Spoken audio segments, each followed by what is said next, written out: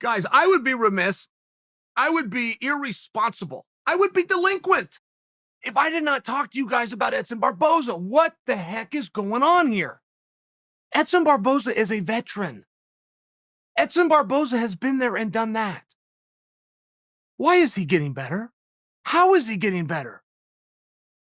What is driving him? You got to understand, the UFC has a lot of great fighters. They've only got a couple scary ones, right? Francis Ngannou, scary fighter. Edson Barboza, scary fighter. And I understand he's not that big. He's on the short list. He is very scary. And the skills that he's looking to implement are very vicious. He is going to kick you in the leg until you can't stand. He's going to spin around so you can't even see him. He's going to drive his heel into your teeth.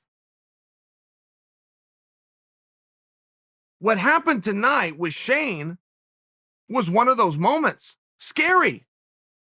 Shane gets hit. He has a delayed reaction where his mind and his body don't even, and then he goes backwards and his eyes. I was frightened.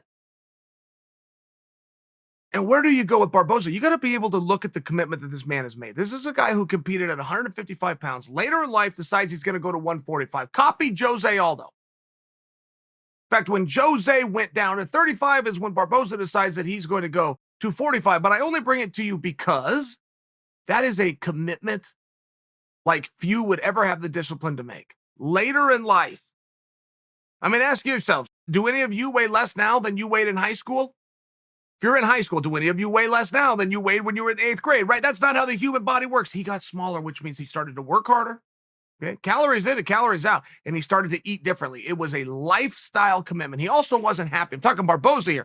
Wasn't happy with his UFC agreement. Didn't think he was being appreciated. When Dana said, come on in, I want to talk to you because I want you to feel appreciated. Got him a new contract. Barboza said he feels great. And you could tell by his interviews, he meant it. He had a different attitude. He had more pep in his step. And I'm watching these performances from a flat, scary guy. He simply kicks faster than anybody in the organization. And per capita, pound for pound, he kicks the hardest. It's as simple as that, but it's frightening. It is frightening how he does this.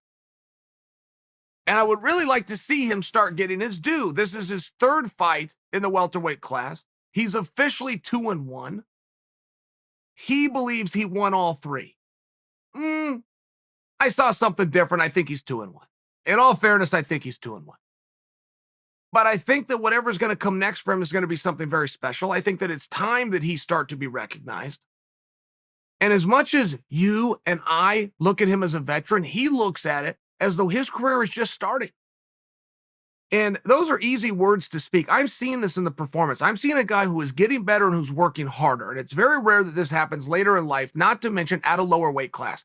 The strain and stress you put on your body just to make that weight class generally forces you to forego other practices. You got to get this extra run in, or you got to spend extra time in the sauna, and therefore you're not on the mat with your coach working on setups and techniques. Generally. That's not what's happening here.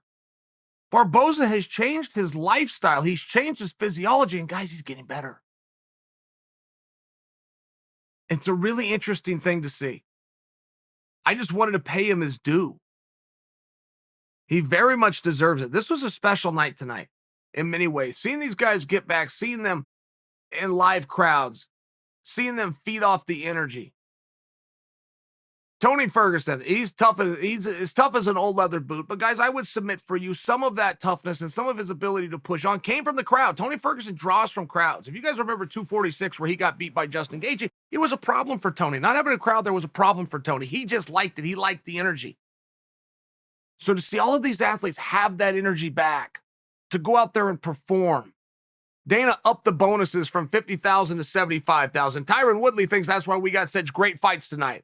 There's a little more cheddar. Tyron might be right. I can't disagree with it. Something special was in the air. Getting 155 pounds worked out finally. Getting a little bit of direction finally. In the absence of Khabib and being able to move on. Look, if you're a fight fan, it's exactly what we needed.